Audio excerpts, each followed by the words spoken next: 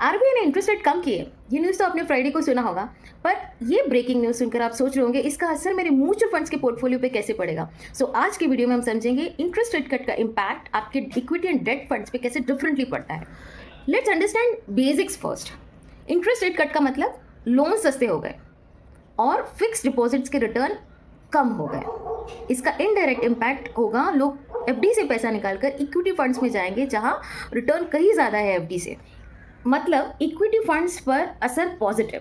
And सबसे ज़्यादा impact होगा बैंकिंग सेक्टर फंड, क्योंकि सस्ता लोन है, मोर बोरोइंग होगा and banks will become profitable. इसीलिए सबसे ज़्यादा रैली दिखेगी आपको banking and financial services fund, क्योंकि ईएमआई रेट्स कम हो गए। इसीलिए लोग home loan and car loan अब ज़्यादा लेंगे। इसी की वजह से आपके auto sector and real estate के सेक्टर की स्टॉक्स बूम करेंगे। कंपनीज को भी अब सस्ता लोन मिलेगा, इसीलिए इंडस्ट्रियल ग्रोथ भी होगा।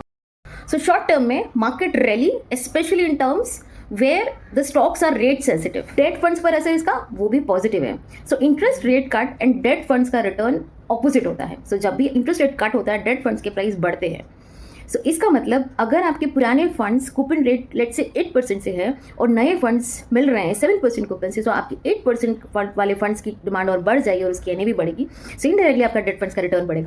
बेनिफिट्स कहाँ है? Long duration debt funds, gilt funds and corporate bond funds. So आप क्या करें? कंटिन्यू रखिए अपनी एसआईपी।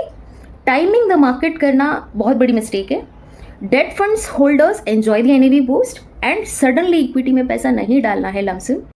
रेट कट्स का फुल इफेक्ट 6 से 12 महीने में आता है। 2020 में जब रेट कट हुआ था तो मार्केट ने 80% तक रैली दिखाई थी।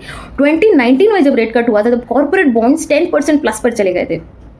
पैटर्न ये है, जब भी रेट कट होता है it is good for equity and debt fund both.